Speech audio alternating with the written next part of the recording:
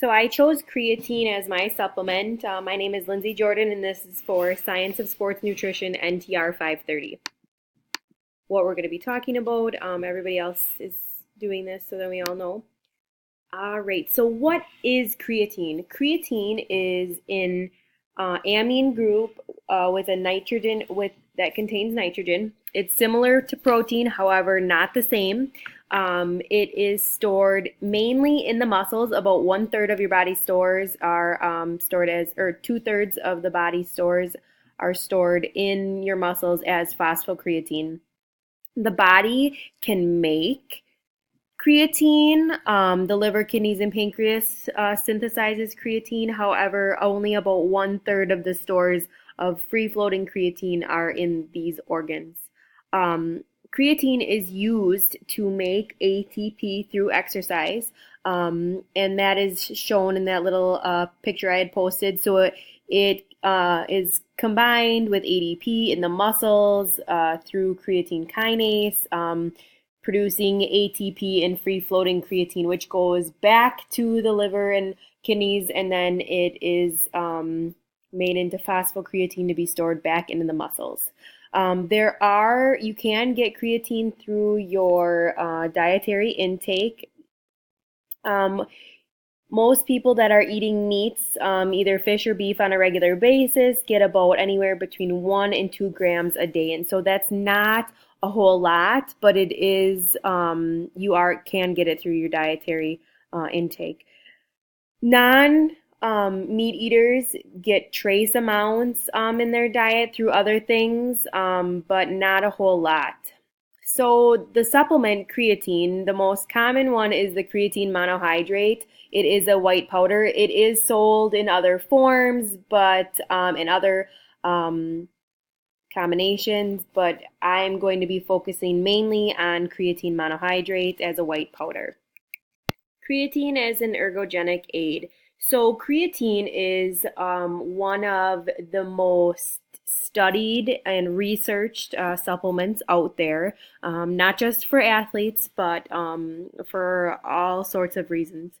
But for athletes, the theory is that taking creatine can reduce recovery time, so it will reduce the amount of time needed to make another contraction for the muscle because the extra ATP created through the extra phosphocreatine in muscles. And so, for an example, if a volleyball player, a blocker, or a hitter is going to be jumping at a constant rate, while their body doesn't need as much time to make another forceful contraction because there's already extra ATP allowed to be created through that extra phosphocreatine instead of utilizing it through another energy source that takes much longer. It also is theorized to be used to extend muscle contractions, so more muscle contractions for an extended period of time.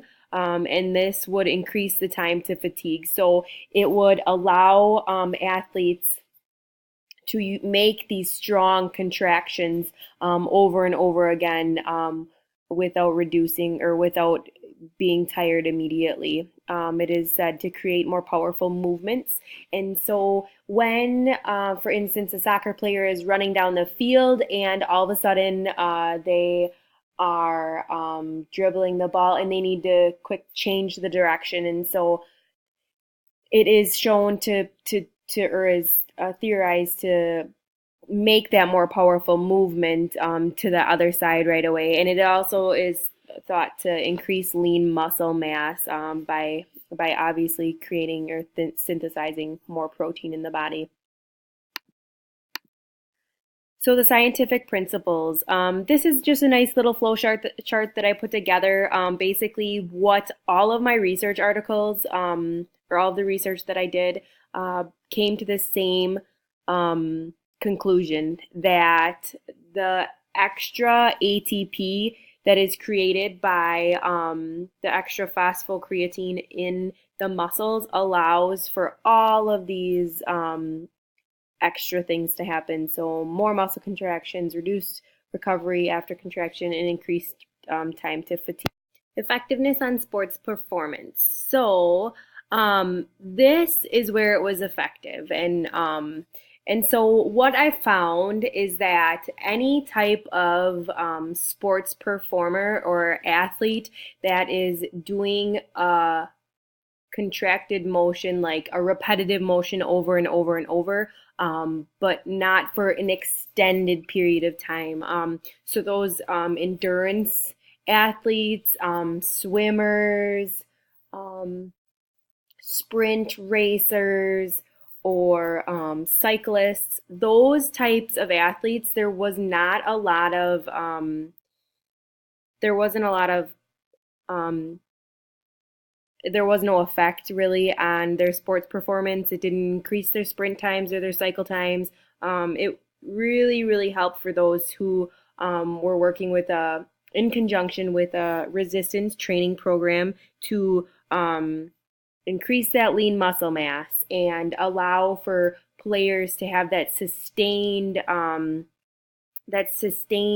lower body muscle movement. And so, one of the articles, I had kind of mentioned this earlier, that volleyball players, so it increased the repeated block jump height after 10 series of 10 repetitions. So after 100 jumps, athletes were still performing better, which is great. Another thing is there was increased peak and mean power inputs for before and after training in comparison to placebo groups when it came to weight training. Things that I did notice is that there was a few researchers that did research on single repetitions, and so there was no notable difference for those athletes, power lifters that were doing just a one repetition. So their one repetition max for competitions showed that creatine really didn't have an effect on their body, or on their performance, but it did show that it helped increase that lean muscle mass. And there were improvements in the jump power performance and peak power jump load in the RAS movements when compared to this placebo group in younger soccer players. And so the experiment took soccer players, and they had gone through all these high intensity interval training movements for a while, and then they did all these things. And RAS is this judgment of how quick the player can switch and move to a different make a different movement. And so I had explained earlier with dribbling the soccer ball, you have to move maybe to the opposite side of, or move towards the right instead of the left, to get away from the opponent. And so there was slightly higher improvements in comparison to the placebo group. Who should use creatine as a supplement?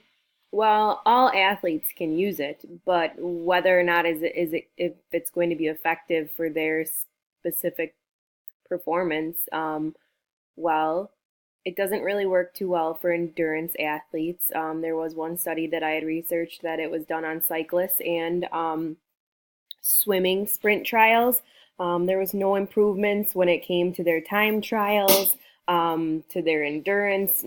There was not really any effects that were helpful for their performance. It didn't harm their performance by any means. It just wasn't helpful, and it didn't enhance their performance. However, most of the other studies that I had researched were done in conjunction with a resistance training program. They were not endurance athletes. They were soccer players, volleyball players, rugby players. There was one study that their participants were from 3 different sports, and they were all males. And that's another thing that I noted, or that I noticed, that most of the studies that were done were a lot of them were done on males and not females.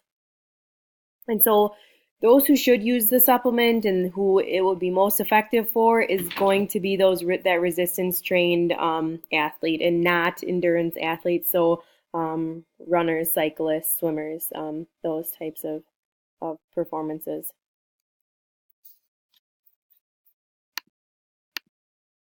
And so, how to use it? So, like I said, that one of the research articles that I found, they did use capsules, which is an easy form to take it.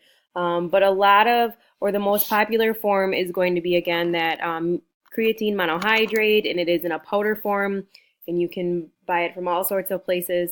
Most of the time, it was diluted in water, and there was two different phases for a lot of the research articles that I found. There was the loading phase and the maintenance phase. And so the loading phase mainly was used to see if there was an increase right away, or to see if they could increase those phosphocreatine levels right away, and then determine if that maintenance phase was also going to keep those levels higher to help um, with that or sustained performance.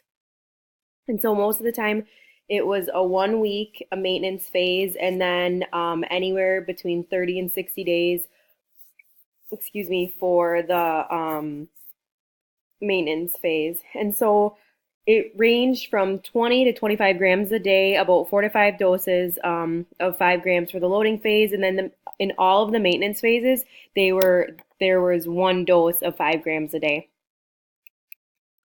Safety and side effects. And so there was a position paper posted on the safety of creatine, and two of the true side effects are weight gain. The weight gain is mainly due to if in conjunction of the resistance training program, obviously you're going to build more lean muscle mass. And so that's one of the things. Another thing is that creatine is also shown to increase water levels in the muscles. And so there was not a lot of results on this, but there was some, and that was one of the side effects. Another thing is that it might cause possible interactions with some types of um, medications, and so obviously consulting with your doctor first is important. The myth is, so sometimes people think that it causes renal and hepatic function, GI issues, cramping, and dehydration, and there is no proof that concentration or creatine supplementation causes any of these, unless there is has been a history of these symptoms in the clients or the athletes' past. Legality. So creatine is 100% legal to utilize as a supplement. The World Anti-Doping Agency claims it as, or deems it as, a safe and legal supplement. The NCAA deems it as a safe supplement as well. However, they do not want coaches, other athletes to be promoting the use of supplements just because of the purity and making sure that there is no illegal substances in those things. The WIAA also does not promote the use. It's not banned. However, people can get in trouble if it is being discussed or supported in the youth athletes groups. Brands and costs. And so I found two brands, and you can kind of look at these and how much it would cost. So a 30-day supplement would be about 13 cents or 23 cents, depending on which brand you would get. Conclusion. So in reality, this is a very safe, very highly researched supplement. I just suggest that if you are going to purchase this supplement, definitely make sure that you're getting a good brand. It's legal. It is shown to be effective with resistance training programs. Not used for, not recommended for those endurance athletes. And these are my other slides, my reference slides. Thank you.